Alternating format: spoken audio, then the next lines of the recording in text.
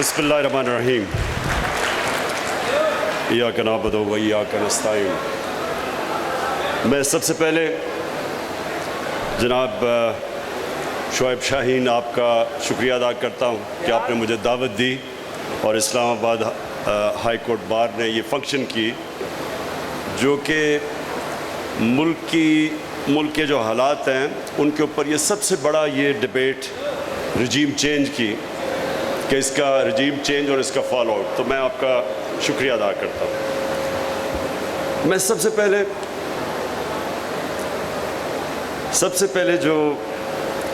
پہلے تو سارے اسپیکرز کا جو انہوں نے تبصرے کیے میں صرف اپریشیٹ کرنا چاہتا ہوں کہ سب نے مختصر پہلوؤں کے اوپر بات کی جو رجیم چینج کے ایفیکٹس آئے ہیں ملک میں۔ عمران ریاض نے بات کی کہ جس طرح میڈیا کے اوپر اب کسی بھی جمہوریت میں ایسا پریشر نہیں ڈالا گیا جو اس دور میں میڈیا کے اوپر پریشر ہے۔ اور اس کے بعد شعیب آپ نے شروع میں ہی جو پرابلمز بتا دیے کہ ہمیں ڈفرینٹ ایریاز میں کس طرح کے پرابلمز ہیں۔ دیکھیں، میں جو سب سے پہلے بات کرنا چاہتا ہوں وہ یہ کہ پاکستان کسی وجہ سے بنا تھا، اور اگر آپ اس کی پیچھے چلے جائیں پاکستان کے بننے کے، تو اس کی جو سب سے بڑی وجہ کیا تھی؟ آزادی چاہتے تھے لوگ۔ علامہ اقبال کی جو ساری کوشش تھی کہ غلامی سے لوگوں کو آزاد کریں، ذہنی غلامی سے۔ قائد اعظم کا یہ کہا جاتا تھا کہ غلام ہندوستان میں ایک آزاد ذہن تھا، اور ان کی کوشش ساری جو سٹرگل تھی وہ یہ تھی کہ ہم اگر ہندوستان میں رہ گئے تو ہم آزاد نہیں ہوں گے۔ اور جو قائد اعظم کی خاص طور پہ ہمیں ان کی بریلینس کے اوپر سوچنا چاہیے کہ وہ تب یہ پریڈکٹ کر رہے تھے کہ ایک دن نریندر مودی کا ہندوستان بنے گا جدھر مسلمانوں کی کوئی حیثیت نہیں ہوگی۔ تو اس لیے پاکستان بنا تھا۔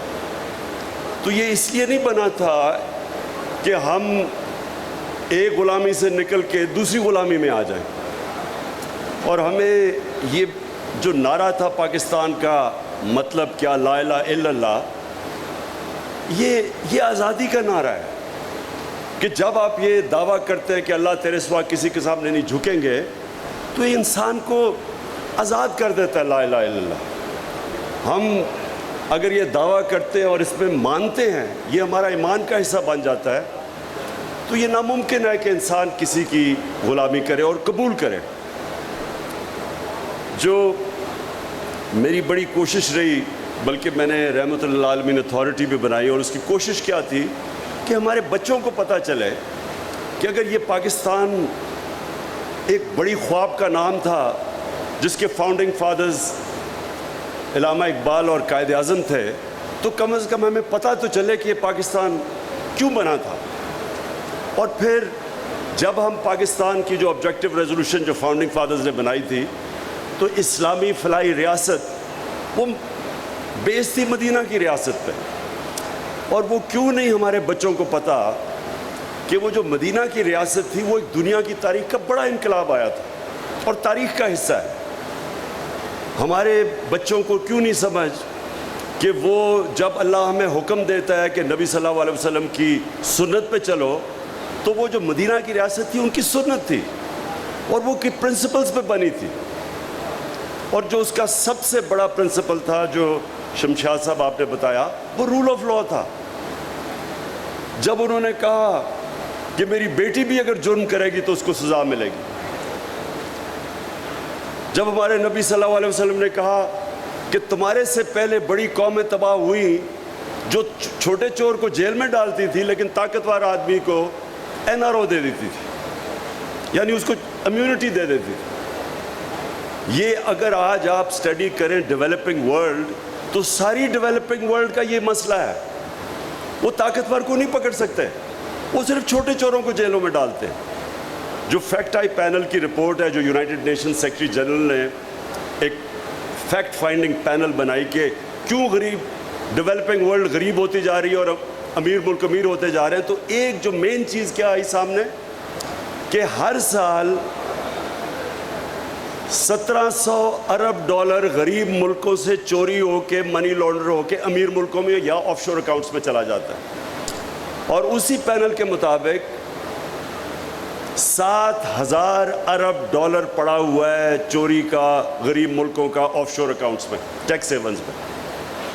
تو جو یہ ٹرانسفر آف ویلتھ ہر سال ہوتی ہے، غریب غریب ہو جاتا ہے، امیر امیر ہو جاتا ہے، وہ کیوں ہوتی ہے؟ کیونکہ وہ رول آف لا نہیں ہے۔ رول آف لا کا مطلب ہوتا ہے ساروں قانون میں ایک برابر۔ تو جب طاقتور کو آپ چھوٹ دیتے رہتے ہیں NRO1 یا NRO2، وہ ملک کا کوئی مستقبل نہیں ہے۔ ہمارے نبی نے کہہ دیا تھا کہ یہ تباہ ہو جائیں گی قومیں، اور وہ تباہی آپ ایک ایک ملک دیکھ لیں، وہ اگر وہ تباہ ہو رہا ہے تو اس کی بیسس پہ چلے جائیں۔ تو یہ جو ہمارے سامنے لیبنان، بیروت، سارے مڈل ایسٹ کا ایک وقت پہ دبئی سمجھا جاتا تھا، ساری دنیا چھٹی بنانے بیروت جاتی تھی۔ آج وہ لیبنان 70% لوگ غربت کی لکیر کے نیچے چلے گئے۔ کیا وجہ ہے اس کی؟ سارے لوگ سڑکوں پہ، کرپشن ہے، طاقتور کی کرپشن، وہ نہیں پکڑ سکتے اس کو۔ تو نمبر 1 گائیڈنگ پرنسپل میں صرف یہ پہلے کہہ دوں، کیونکہ میں اسی کے اوپر آتا ہوں ابھی جو یہاں ہوا ہے۔ نمبر 1 رول آف لا، کوئی قانون کے اوپر نہیں۔ نمبر 2 انسانیت، فلاحی ریاست، وہ پہلی دنیا کی فلاحی ریاست بنی تھی۔ اور تیسری چیز جو تھی خودداری۔ کوئی جب آپ نے لا الہ الا اللہ کہا، آپ کسی کے سامنے نہیں جھکتے۔ ہمارے نبی صلی اللہ علیہ وسلم نے 637 اور 638 میں 627 اور 628 میں ایک خط لکھتے ہیں رومن ایمپرر کو، بیزنٹائن ایمپرر کو، دوسرا لکھتے ہیں وہ جو پرشین ایمپرر تھا، اور وہاں یہ نہیں لکھتے کہ ہم ابھی ہمارے پاس پیسے نہیں ہیں، ہمارے حالات بہت برے ہیں۔ وہ کہتے ہیں میں اللہ کا پیغام لے کے آیا ہوں، اپنی بہتری کے لیے تم میرا پیغام اگر اس کے اوپر عمل کرو گے، یہ آپ کی بہتری ہے۔ اور یہ تاریخ کا حصہ ہے کہ 10 سال کے بعد کوئی سوچ تصور بھی نہیں تب کر سکتا تھا، 10 سال کے بعد وہ دونوں ان کے سامنے ایمپائرز گھٹنے ٹیک دیتے ہیں۔ ہیومن ہسٹری ہے یہ۔ تو وہ جو اللہ ہمیں حکم کرتا ہے کہ ان کی زندگی سے سیکھو، وہ ہماری بہتری کے لیے ہے۔ تو جو بیسک پرنسپلز ہے جس کے اوپر وہ کھڑا ہوا تھا، میں جب 18 سال کی عمر میں پہلی دفعہ انگلینڈ گیا تو یہ میں نے دیکھا انگلینڈ کے اندر پہلی دفعہ میں نے فلاحی ریاست دیکھی کہ ایک آدمی غریب آدمی ہے، اس کے پاس پیسے نہیں ہے، وہ نیشنل ہیلتھ سروس میں جا کے مفت علاج ہوتا تھا۔ میں جب اپنی والدہ کو لے کے گیا، جب ان کو کینسر تھی، تو وہاں میں نے عجیب سین دیکھا کہ میں پیسے دے رہا تھا اپنی والدہ کے علاج پہ، ساتھ والے بسترے پہ ان کے ایک نیشنل ہیلتھ سروس کی ایک خاتون تھی، مفت علاج ہو رہا تھا اس کا، اور نرسز اور ڈاکٹر کوئی فرق نہیں کر رہے تھے ان دونوں کے بیچ پہ۔ جو ہم نے بیسس شوکت خانہ میں رکھا کہ وہاں اللہ کا کرم ہے، ہم نے بھی یہی فیصلہ کیا کہ جو بھی ڈاکٹرز کو نہیں پتا ہونا چاہیے کہ کون پیسے دے رہا ہے کون نہیں دے رہا، تاکہ دونوں کو ایکول ٹریٹمنٹ دیں۔ تو وہاں دیکھا میں نے سکولز کے اندر، گرامر سکول، مفت تعلیم مل رہی ہے، کوالٹی ایجوکیشن، ان کے پرائم منسٹرز نکلے ہوئے گرامر سکول سے۔ بے روزگار ہو تو ان امپلائمنٹ بینیفٹس ملتے تھے، عدالت میں جائے تو لیگل ایڈ ملتی تھی، غریب کو پروٹیکشن تھی، فلاحی ریاست تھی۔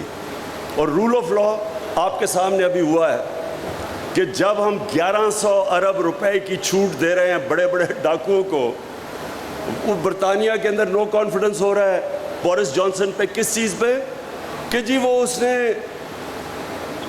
کرونا کے دوران اس نے جا کے باہر ایک لوگوں نے گیدرنگ کر دی اور وہ اجازت نہیں تھی اس کی، یعنی پرائم منسٹر کو وہ نو کانفیڈنس لا رہے ہیں کہ وہ اس نے قانون توڑا، کوئی ڈاکہ نہیں مارا، صرف اس نے وہ قانون توڑ دیا کہ اس نے لوگوں کو کہا تھا کہ آئسولیٹ کرنا، اور انہوں نے نہیں کیا، گیدرنگ کر دی۔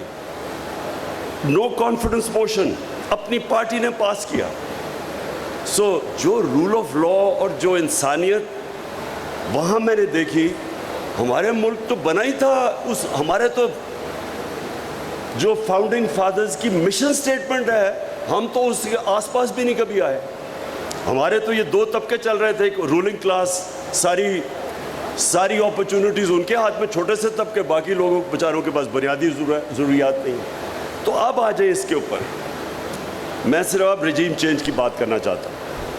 دیکھیں, پہلے تو مجھے جب میں نے وہ سائفر دیکھا, تو پہلے میں نے 3 دفعہ پڑھا کہ یہ واقعی میں یہ سچ دیکھ رہا ہوں. آپ نے شمشاد صاحب آپ نے کہا کہ پتہ نہیں اس میں, نہیں آپ نے نہیں کہا, جی آپ نے کہا جل صاحب. میں آپ کو بتاؤں کہ میں نے جب پہلی دفعہ پڑھا کہ اگر تم نے نام لے کے, ہم نے سنا ہے کہ عمران خان اکیلا کا فیصلہ تھا روس جانے کا. یہ ذرا سنیں, ہم نے سنا تھا کہ یہ عمران خان کا اکیلا فیصلہ تھا, اور وہ ایمبیسڈر کہہ رہے نہیں اس کا نہیں فیصلہ تھا, یہ انسٹیٹیوشنل فیصلہ تھا. وہ آگے سے یہ بتا رہا ہے, اور وہ پھر آگے سے کہتا ہے کہ اگر تم نے, اچھا ابھی نو کانفیڈنس موشن ٹیبل نہیں ہوئی اسمبلی میں, وہ 1 دن کے بعد ہوئی ہے. وہ کہہ رہا ہے کہ اگر تم نے عمران خان کو نہ اس میں نو کانفیڈنس کے ذریعے اس کو فارغ نہ کیا تو بڑے کانسیکوینسز ہوں گے پاکستان کے لیے. اور پھر کہتا ہے اور اگر کامیاب ہو گئی تو all will be forgiven, معاف کر دیا جائے گا پاکستان. میری پہلی انسٹنکٹ, پہلے تو میں نے 3-4 دفعہ پڑھا کہ یہ میں واقعی صحیح پڑھ رہا ہوں. پہلا جو میں سوچ رہا تھا کہ کوئی اس طرح کی 22 کروڑ لوگوں کے الیکٹڈ نمائندگی کوئی ایسی توہین کر سکتا ہے؟ کسی کی جرت ہے کہ اس طرح کا خط کسی کو لکھ دے؟ اور ہمیں بعد میں کسی نے کہا جی وہ یا تو ایسے تو آتے رہتے ہیں مراسلے. کبھی کسی سیلف ریسپیکٹنگ ملک میں اس طرح کا مراسلہ نہیں آ سکتا. یہ ناممکن ہے کہ کسی الیکٹڈ پرائم منسٹر کو کوئی آگے کہے جی اس کو ہٹا دو. تو یہ کتنی توہین ہے ایک ملک کی. یعنی کس طرح کا ایک عام آفیسر کہہ رہا ہے کہ جی اس کو پرائم منسٹر کو ہٹا دو. تو مجھے دوسری حیرت ہوئی کہ میں پرائم منسٹر ہوں, وہ ایمبیسڈر ہے, فورن آفس میرے نیچے ہے, وہ کس کو حکم دے رہا ہے کہ اس کو ہٹا دو پرائم منسٹر کو؟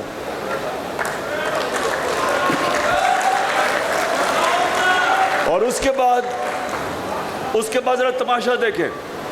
ایک دم اس کے بعد جناب اگلے دن وہ آتا ہے, نو کانفیڈنس موشن ہوتا ہے, اور ایک دم ہمارے اتحادی اور لوٹوں کو آتا ہے کہ جو مہنگائی بہت ہو گئی ہے تو گورنمنٹ نہیں صحیح چل رہی. اب یہ سنیں ذرا, پہلے 2 سال ہمارا پہلا اتنا مشکل سال تھا. مشکل سال اس لیے تھا کہ ہمارے پاس 6 ہفتے کے تو ریزروز تھے, ہم پیمنٹس ہی نہیں کر رہے تھے اپنی ایکسٹرنل لائبلٹیز کی. ہم لوگوں کو بھی نہ بتا سکیں کہ وہ روپے پہ پریشر پڑے گا, روپے نہ گر جائے. ریزروز ہمارے نیچے تھے. بھاگے پھرے کبھی ادھر اپنے 3, میں ویسے ان کا شکر بھی کرتا ہوں, یہ جو ہمارے 3 دوست تھے جنہوں نے ہمیں پیسے دیے, نہیں تو ہمارے پاس تو بینکرپٹ تھے ہم. پہلے تو ادھر سے مشکل سے نکلے اور بڑا مشکل وقت تھا, اور IMF نے پھر کنڈیشنز لگائی ہمارے پر, سختی کی, ڈیمانڈ سکویز کی, بے روزگاری تھی, چیزیں انہوں نے, قیمتیں ہم نے بڑھانی پڑی, روپیہ گرا. جب روپیہ گرا باہر سے ساری امپورٹس مہنگی ہوئی, تو مشکل وقت تھا. اوپر سے کرونا آ گیا اگلے سال, وہ پھر سکویز کیا. تو ہم 2 سال تو بڑے مشکل تھے ہمارے لیے. اور شکر کریں کہ میں نے لاک ڈاؤن نہیں لگا دیا, جو ساری اپوزیشن بار بار کہہ رہی تھی کہ لاک ڈاؤن لگاؤ.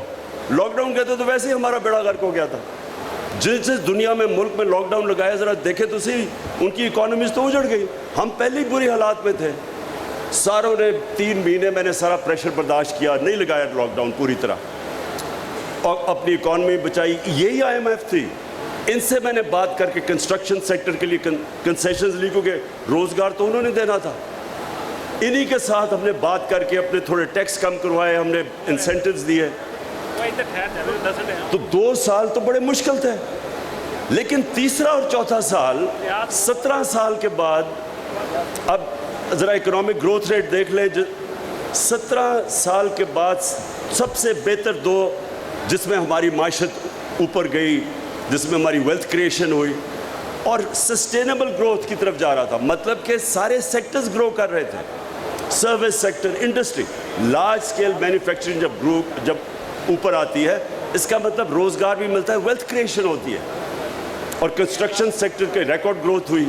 تو ساری, اور پھر زراعت کے اندر جو ہم نے اپنے کسانوں کے لیے انسینٹیوز دیے اور جو ان کی قیمتیں دلوائیں, اور جو شوگر مافیا پیسے نہیں دیتا تھا کسانوں کو, ان سے زبردستی ان کو کسانوں کو پوری قیمت بھی دلوائی, ٹائم پہ پیسہ دلوایا, انہوں نے انویسٹ کیا. تو ہماری 4.4% ہماری زراعت اوپر گئی. تو ایک سسٹینیبل گروتھ پہ تو پاکستان نکل گیا تھا. تو تب ان کو جب 6% گروتھ ریٹ ہو رہی ہے, تو تب ان کو کدھر سے آ گیا کہ جی بڑی مہنگائی ہوگی اور جی حالات بہت برے ہیں.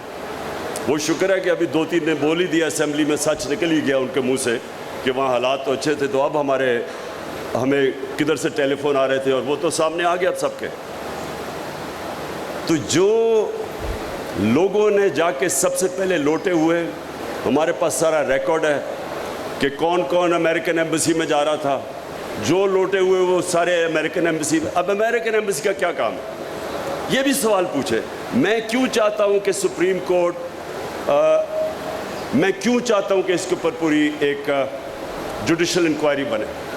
اگر یہ صحیح معنی میں انکوائری ہوگی, میں آپ کو یقین دلاتا ہوں کہ پاکستان کا اس میں اتنا فائدہ ہے, کیونکہ ہم جب انکوائری ہوگی, آپ اپنی غلطیاں تو نہ دہرائیں. جب آپ اتنا بڑا ظلم ہوا کہ آپ نے سارا ایک ملک جا رہا تھا صحیح ڈائریکشن میں, اور میں نے بائی دا وے جا کے اپنے نیوٹرلز کو میں نے بتایا, شوکت ترین کو بھجوایا بتانے کے لیے کہ اس وقت بڑی ڈیلیکٹ ہماری ریکوری ہے. دنیا میں کموڈٹی سپر سائیکل آیا ہوا ہے.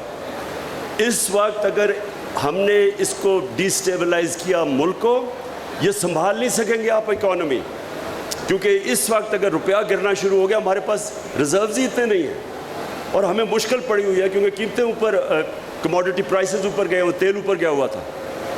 اس سٹیج کے اوپر اس کے باوجود کہ ہم نے بتایا کہ یہاں نیوٹرل ہونا بڑی اچھی چیز ہے, ماشاءاللہ اچھا آپ نیوٹرل ہی رہیں, لیکن یہ اگر سازش کامیاب ہوگی تو کانسیکوینسز ہم نے بتا دیے کہ اس کا یہ کانسیکوینس ہوگا ملک کو, معیشت کے اوپر.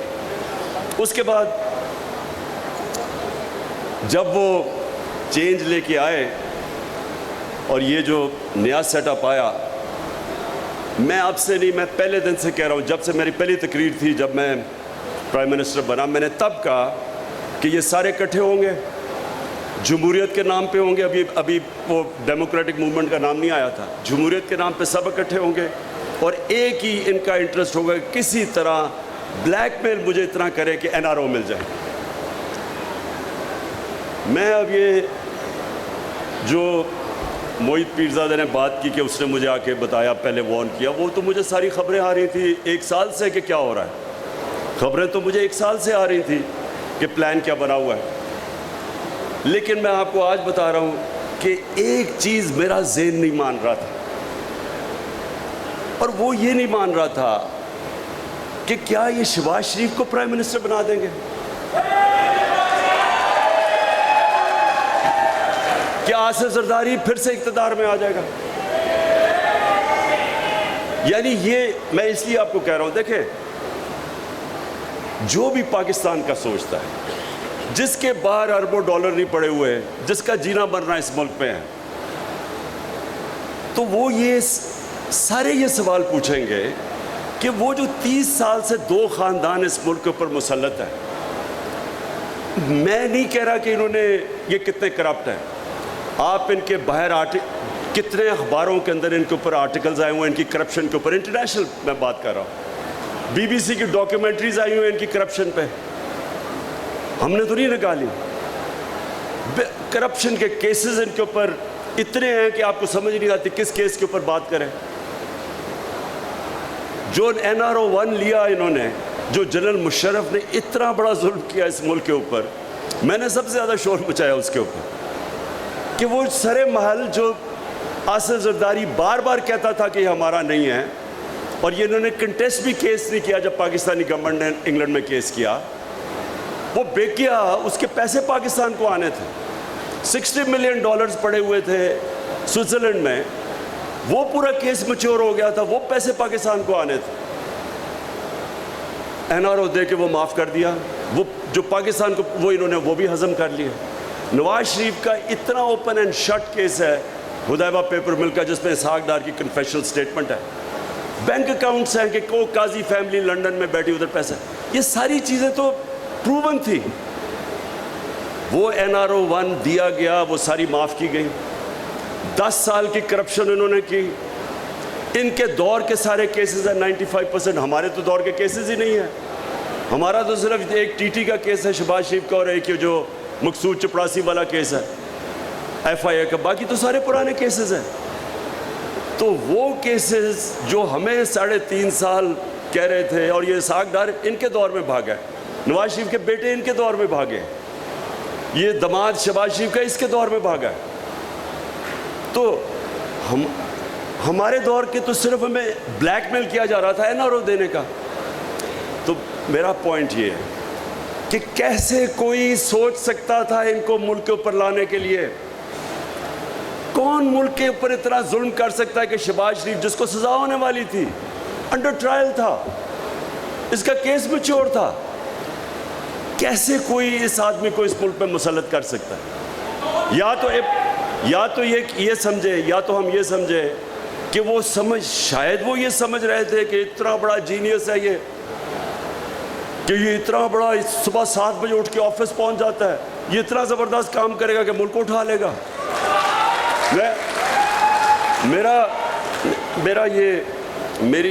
مجھے پھر یہ اب تھوڑا شک ہونا شروع ہو گیا کہ وہ جو 50 ارب روپیہ شہباز شریف نے اشتہاروں پہ خرچ کیا تھا, جو ساری ڈیولپمنٹ اشتہاروں میں تھی, وہ شاید اس سے سمجھ گئے ہوں اشتہار میں اتنی ڈیولپمنٹ تھی. شاید وہ اس غلط فہمی میں تھے کہ یہ ایک دم ملک ٹرن اراؤنڈ کر دے گا. لیکن کوشچن اب یہ ہے, کون اس کی ذمہ داری اٹھائے گا کہ رجیم چینج کے بعد جدھر اب پاکستان اکنامک سروے کے اندر ساری فگرز دی ہوئی ہیں, آپ وہ پڑھ لیں تو اس میں ساری آپ کی فگرز ہیں جو اس گورنمنٹ کی اکنامک سروے ہے, اس میں ایک فگر دی ہوئی ہے. پاکستان سارے ٹارگٹ سے ہم نے زیادہ اچیو کیا ہے. پاکستان کی تاریخ میں سب سے زیادہ ٹیکس کلیکشن ہوئی ہے, ریمیٹنسز ہوئی ہیں, اوورسیز پاکستانیز نے سب سے زیادہ پیسہ بھیجا ہے. ہماری جو اصل میں ملک تب ترقی کرتا ہے جب اس کی ایکسپورٹس اوپر جاتی ہے. نون لیگ کے 5 سال میں تو ایکسپورٹس شاید ہی اوپر ہلی نہیں, وہاں سے وہیں کی وہیں پھنسی ہوئی تھی. ہماری ریکارڈ ایکسپورٹس تھی. اور جو پھر سے میں کہہ رہا ہوں زراعت جو ترقی کی, تو جب ایک ملک ادھر جا رہا تھا اور آج مہنگائی آسمانوں پہ اور اکانومی نیچے, کون ذمہ دار ہے اس کا؟ کون جو ایک منٹ تو میں اس لیے کہہ رہا ہوں کہ یہ جو اگر ہم نے پاکستان میں اس طرح کی چیزیں آگے سے روکنی ہیں, یہ بڑا ضروری ہے. پریزیڈنٹ آف پاکستان نے سپریم کورٹ کو لکھا ہوا ہے کہ انویسٹیگیٹ کرے, وہ سائفر بھی بھیجا ہوا ہے کہ اس کے اوپر انویسٹیگیٹ تو کریں, اوپن انکوائری کریں اس کے اوپر, تاکہ آگے سے یہ چیزیں نہ ہوں, تاکہ ملک کم از کم ہمیں پتہ تو چلے کہ کون ذمہ دار ہے. آپ نے بات ٹھیک کی, شمشاد صاحب 25 سال کے بعد وہ حمود الرحمان رپورٹ آئی, لیکن کوئی یہ بات نہیں کرتا کہ کبھی کسی نے یہ پوچھا ہے کہ جب یہ ہم جنرل مشرف لے کے گیا تھا ہمیں امریکہ کی وار آن ٹیرر میں, اور وہ خود اپنی کتاب میں لکھتا ہے کہ وہ رچرڈ آرمیٹیج کا تھریٹ آئی, دھمکی کہ ہم we'll bomb you to stone age, ہم نے اس میں شرکت کی. اور مجھے یاد ہے ہم پوچھتے تھے مشرف سے شروع میں کہ ہم کیوں اس جنگ میں شامل ہو رہے ہیں, تو ہر قسم کا ہم شامل نہیں ہو رہے ہیں, ہم صرف لاجسٹیکل سپورٹ دے رہے ہیں, اور اس طرح کی باتیں کرتے تھے. کون اس کا کیوں نہیں اس کا جواب طلب کیا گیا کہ 80,000 پاکستانی اس میں مرا. خود گورنمنٹ کہتی ہے کہ $150 ارب سے زیادہ ہمیں نقصان ہوا, 35 لاکھ لوگ نقل مکانی ہوئی. آج بھی ہمارے فوجی شہادتیں دے رہے ہیں, وہی اسی کا فال آؤٹ, جو آج بھی وہ دہشت گردی ختم نہیں ہوئی, آج بھی ہمیں قربانیاں دے رہے ہیں. ہمیں کیوں ہم گئے تھے ان کی جنگ میں؟ کم از کم یہ تو ہو کہ کیا ہمارے پاس کوئی چوائس تھی, کیا ہم اور طرح جا سکتے تھے؟ لیکن وہ میں پھر سے اب آتا ہوں کہ جب ہم ملک میں یہ فیصلہ کر بیٹھے کہ ہمیں جو بھی وہاں سے حکم آئے گا ہمیں ماننا پڑے گا, جو مجھے پتہ ہے کہ یہ ہماری رولنگ ایلیٹ کا یہ ذہنوں میں پڑا ہوا ہے, وہ سمجھتے نہیں ہیں ویسٹرن مائنڈ کو. میں یہ سمجھتا ہوں کہ میرا ان سب سے بہت بہتر انڈرسٹینڈنگ ہے مغربی سوچ کی. ٹائم بھی میں نے گزارا اور سب کچھ, اور اندر سے ان کے لوگوں کو جانتا ہوں. میں یہ سمجھتا ہوں کہ یہاں ایک غلط فہمی ہے کہ جب ہم ان کے سامنے ان کی ہر بات مانتے رہیں گے وہ ہمارے ساتھ اور دوستی کر لیں گے. انٹرنیشنل ریلیشن میں کوئی دوستی نہیں ہوتی, انٹرسٹ ہوتے ہیں. آپ ان کے انٹرسٹ سرو کرتے ہیں, وہ دیکھتے یہ ہیں. اور یہ ایک ٹامی فرینک کی ایک کتاب ہے, اس میں وہ ایک پیراگراف ہے, اس میں لکھتا ہے کہ we knew Musharraf was vulnerable so we keep pushing him to do مور.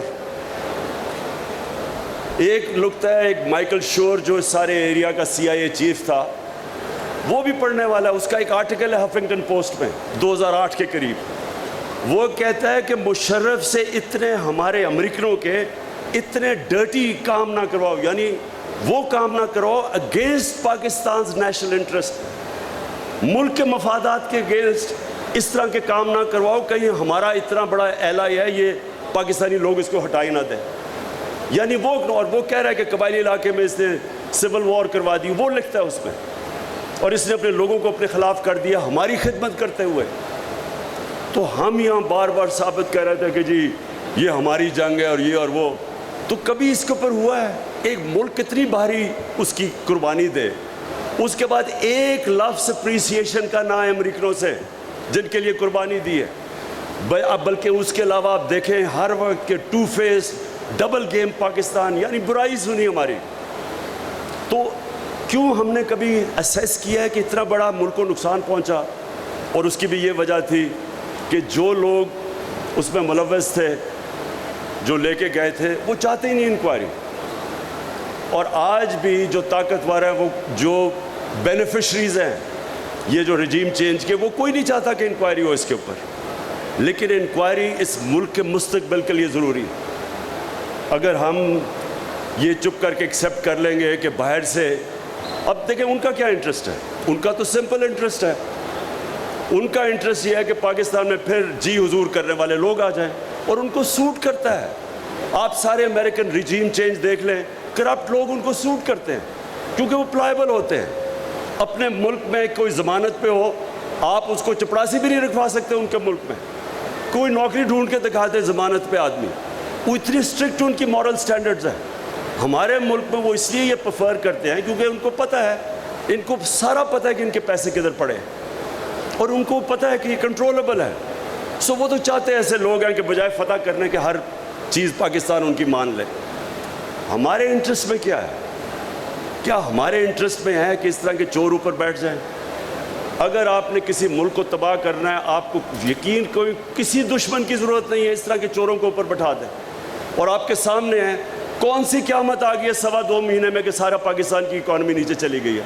کون سا اتنا بڑا, ہم 2.5 سال IMF کے پروگرام میں تھے, تو ہمیں کیوں نہیں پریشر انہوں نے ڈالا یہ کرنے کے لیے جو آج یہ کہہ رہے ہیں کہ جی IMF نے یہ کروا دیا تو ہمیں کرنا پڑا ہے, اور پھر ہمیں بلیم کر رہے ہیں, کہہ رہے ہیں ہماری وجہ سے. تو اگر ہمیں اب ذمہ دار ٹھہرا رہے ہیں تو اتنی محنت کر کے حکومت ہٹائی کیوں آپ نے؟ ہمیں رہنے دیتے, ہم ذمہ داری لے لیتے. تو پہلے آپ نے ایک غلط کام کر کے حکومت, اور پھر ذمہ دار ہمیں ٹھہرا رہے ہیں. اور فگرز ڈینائی نہیں ہو سکتی. پاکستان اکنامک سروے میں ساری فگرز ہیں کہ کدھر پاکستان تھا اور آج کدھر پہنچ گیا. تو میں آخر میں وے فارورڈ بتاتا ہوں. دیکھیں اس کا صرف ایک ہی راستہ ہے, کوئی اور چیز کریں گے ہم اپنے ملک کو مزید اور دلدل میں پھنساتے جائیں گے. اس ایک چوروں کے یہ ٹولے کو اوپر مسلط کرنے کے لیے جو حکومت اب چیزیں کر رہی ہے, یہ صرف اور صرف ان کو اوپر رکھے گی سارے ملک کے اداروں کو تباہ کر کے. ملک جو ہوتے ہیں وہ چلتے ہیں اداروں کے اوپر, اور ادارے چلتے ہیں رول آف لا پہ. جب آپ ملک کے ادارے اور رول آف لا تباہ کریں گے تو اصل میں آپ ملک کا مستقبل تباہ کرتے ہیں. اب ان کو اوپر رکھنے کے لیے رول آف لا بھی تباہ ہو رہا ہے. آپ کے سامنے ہے, کسی دنیا میں کوئی سوچ بھی نہیں سکتا کہ وہ لوگ جو کرپٹ لوگ آ کے بیٹھ کے اسمبلی میں اپنے آپ کو 1100 ارب روپے کے کیسز معاف کروا لیں. یہ کوئی تصور ہی نہیں کر سکتا. یہ تو ٹوٹل کانفلکٹ آف انٹرسٹ ہے. ہم سپریم کورٹ میں گئے اور امید لگائی ہوئی ہے سپریم کورٹ سے, تو رول آف لا تو پہلے وہیں ختم ہو گیا, پھر نیب ختم کر دی, جو نیب کے اندر امینڈمنٹس لائی ہیں، نیب اب کچھ نہیں کر سکتی. انہوں نے منی لانڈرنگ ہی ختم کر دی ہے. باہر سے اگر پتہ چلے میرے کوئی $10 ارب باہر پڑا ہوا ہے یا جتنا بھی پڑا ہوا ہے، میں اگر انفارمیشن مجھے باہر سے آ بھی جائے، وہ ان ایڈمیسیبل ہے پاکستان میں. پھر اگر میں پبلک آفس ہولڈر ہوں، میں اپنے رشتہ داروں کے نام، اپنی بیوی بچوں کے نام پراپرٹیز کر دوں، وہ بھی انہوں نے نکال دیا اس میں سے، بینامی ختم کر دیا. انہوں نے وہ چیزیں کی ہیں کہ جو وائٹ کالر کرائم کو پکڑنا امپاسبل کر دیا. اب تو انہوں نے یہی نہیں اپنے آپ کو بچاتے بچاتے ساروں کے لیے دروازے کھول دیے چوری کے. اس کے بعد الیکشن کمیشن جو حرکت الیکشن کمیشن کری، ابھی جو کراچی سے سندھ میں الیکشن ہوا ہے، ہمیں تو چھوڑے پی ٹی آئی کیا کہہ رہی ہے، پوچھ لیں ان کے اپنے اتحادی جے یو آئی سے اور ایم کیو ایم سے، وہ کیا کہہ رہے ہیں الیکشنز کے متعلق. 15% الیکشن انٹیریئر سندھ میں انہوں نے ان اپوزڈ جتا دیے. اور جب پوچھے تو صحیح ان اپوزڈ کیسے ہے، انہوں نے پولیس اور جو استعمال کیا لوگوں کو اٹھا لیا، وہی جو حرکتیں جو ذوالفقار علی بھٹو نے 1977 کے اندر، اس نے بھی تھوڑے سے لوگوں کو ان اپوز کروایا تھا، اس سے شور مچاتا. یہاں تو 15% سیٹیں ان اپوزڈ ہو گئی ہیں. تو پوچھیں تو صحیح کہ کیوں ان اپوزڈ ہوئی ہے. تو وہ جو جس طرح کا وہ الیکشن ہوا، ابھی جو 20 حلقوں میں پنجاب میں الیکشن ہو رہا ہے، جو اس وقت مداخلت ہو رہی ہے، جس لیول کی مداخلت ہو رہی ہے اس الیکشن کے اندر، ٹیلی فون کال کر کے میں انٹرویو کر رہا لوگوں کو ٹکٹ دینے کے لیے. 2 کینڈیڈیٹس نے مجھے بتایا کہ ہمیں ان نون نمبر سے ٹیلی فون آیا کہ آپ نے ان کے ٹکٹ نہیں لینے.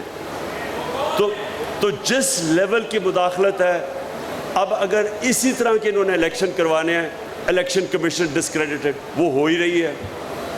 Election commission ڈسکریڈیٹڈ. پارلیمنٹ کا یہ حال ہے کہ اگر راجہ ریاض پارلیمنٹ کا اپوزیشن لیڈر سمجھ لیں پارلیمنٹ کی کیا اہمیت ہے. پنجاب اسمبلی میں جو پنجاب اسمبلی میں ہو رہا ہے، یعنی 2.5 مہینے سے جس طرح پنجاب چل رہا ہے، تو یہ مداخلت کے بعد، یہ جو سازش کے بعد پنجاب کے جو حالات دیکھ لیں. کوئی پوچھے تو صحیح کہ وہاں ہو کیا رہا ہے. جس طرح اور یہ جو آج فیصلہ بھی آیا ہے، ویسے میں یہ واضح کر دوں، ہم کل سپریم کورٹ میں جا رہے ہیں اس فیصلے کے اوپر کہ حمزہ اب کیسے چیف منسٹر بن سکتا ہے. جب انہوں نے کہہ دیا اس کی الیکشن ہی غلط ہوئی ہے تو وہ چیف منسٹر کس پہ ہے. تو ساری جو چیزیں ہو رہی ہیں، نہ اسمبلیز فنکشنل ہیں، نہ اس ملک کی الیکشن کمیشن کے اوپر کسی کو اعتماد ہے. وہ ساری انجینئرنگ کرے. اب ہماری 5 ریزرو سیٹس تھی.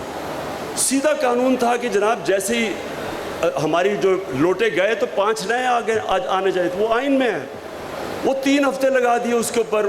فائنلی ہائی کورٹ سے فیصلہ آتا ہے کہ ان کو ریسٹور، یہ 5 reserve seats 2 PTI کو. ابھی تک بیٹھے ہوئے الیکشن کمیشن، وہ ہمیں مل ہی نہیں رہی. تو اتنی لیول پہ جا رہے ہیں یہ انجینئر کرنے کے لیے. اس سیٹ اپ کو انجینئر کرنے کے لیے نہ الیکٹرل پروسیس پہ کانفیڈنس ہے، وہ تباہ. پارلیمنٹ میں نے کہہ دیا. پھر جو میڈیا کے اوپر جس طرح کی واردات ہو رہی ہے، یہ بھی انپریسیڈنٹڈ ہے. میڈیا کو دبانے کے لیے، آوازوں کو دبانے کے لیے، یہ کوئی کامیاب نہیں ہوگا. یہ جو بھی یہ کر رہے ہیں، یہ روک ہی نہیں سکتے آج پاکستان جس طرف جا رہا ہے. صرف اور صرف جو بھی کوشش کر رہا ہے اس سیٹ اپ کو مسلط کرنے کے لیے، وہ اپنے آپ کو ڈسکریڈٹ کر رہا ہے. وہ پاکستان کو نقصان پہنچا رہا ہے. وہ اداروں کو ڈسکریڈٹ کر رہا ہے. اور ایک ہی راستہ ہے اس پہ، جو بھی آپ دیکھ لیں، ایک راستہ ہے اس پہ سے کہ فری اینڈ فیئر الیکشنز کروائے جائیں. اور فری اینڈ فیئر الیکشنز کا مطلب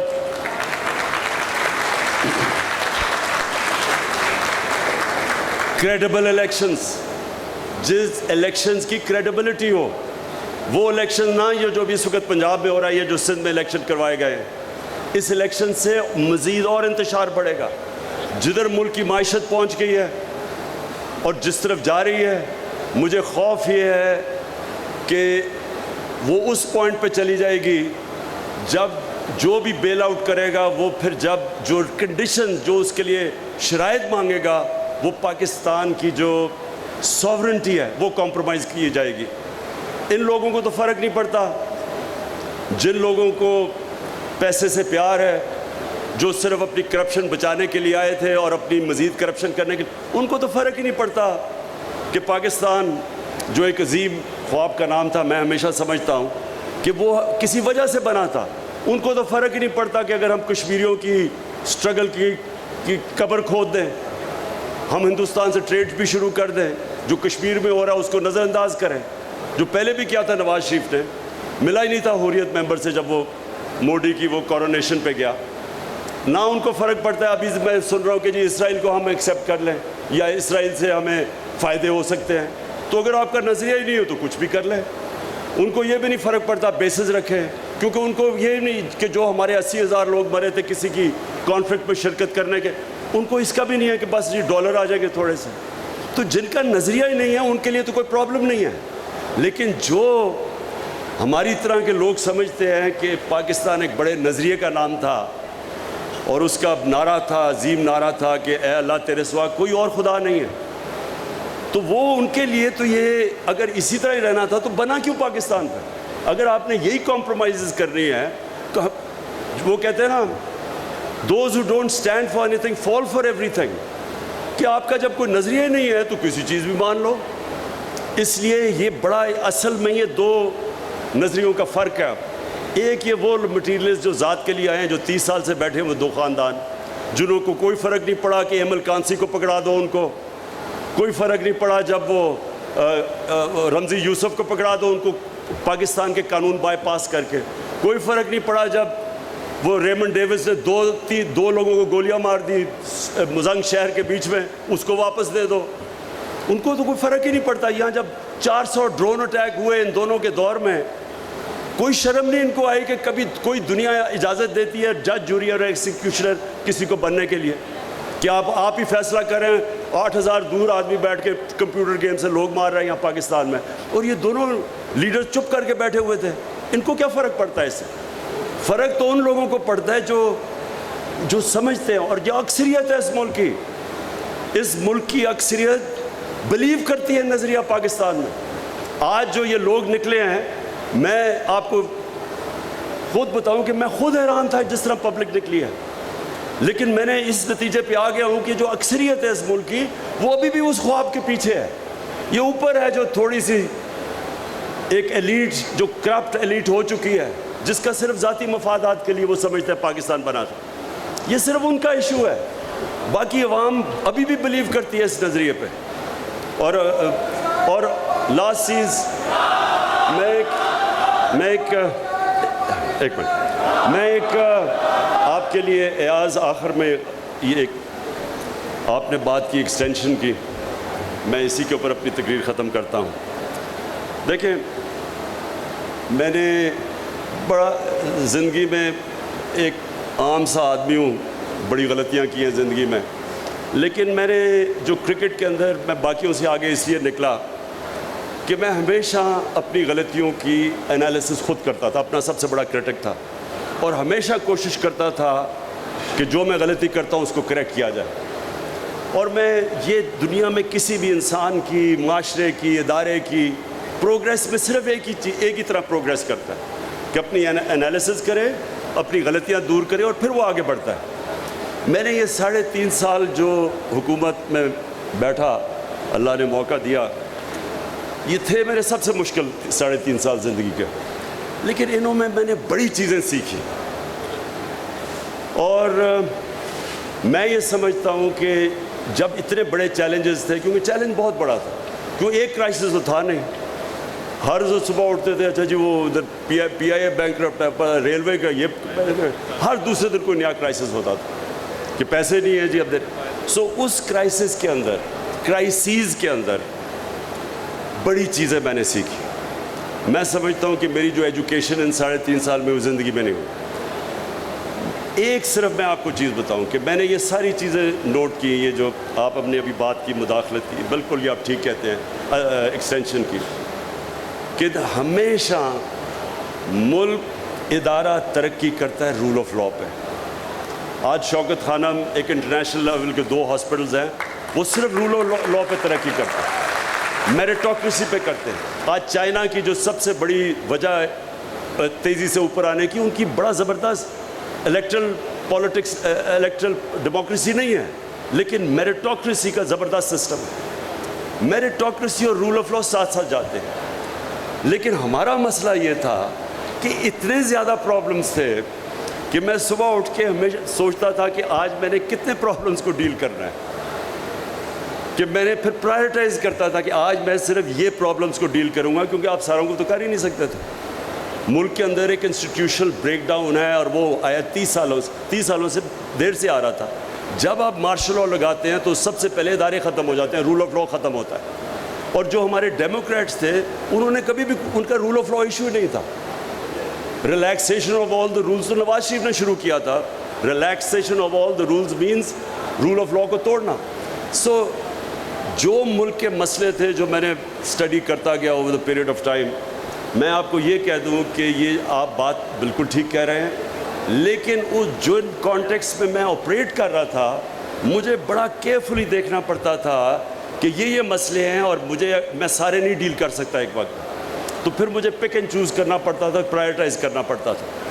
اور ہم واپس دیکھتا ہوں بہت چیز بہتر کر سکتے تھے، بڑی چیزیں اور بہتر کر سکتے تھے، لیکن اس ساروں کے باوجود جو کرائسس تھے، میں یہ سمجھتا ہوں کہ بینکرپٹ اکانومی، کووڈ-19 جو ایک دنیا میں 100 سال میں ایک دفعہ کرائسس آتا ہے، اس کے اندر سے ہم جو سٹیئر کیا، اور پھر یہ سپر سائیکل کموڈٹی کا اور یوکرین کی وجہ سے، اگر آج میں پیچھے دیکھوں تو جب میں شروع کیا تھا 3.5 سال پہلے، اور میں اینڈ میں دیکھوں کہ جو آج اکنامک سروے میں پاکستان کی آل راؤنڈ گروتھ تھی، آئی ایم ایف نے بھی کہا سسٹینیبل گروتھ تھی، اگر یہ ہو سکتی تو میں سمجھتا ہوں کہ یہ اس کانٹیکسٹ میں ہمارا بڑا کامیاب، بیئرنگ ان مائنڈ جتنے کرائسس تھے، 17 سال میں سب سے زیادہ بہتر اکنامک گروتھ پچھلے 2 سال میں ہوئی تھی، میں سمجھتا ہوں کہ یہ ہماری بہت بڑی کامیابی تھی۔ Thank you G.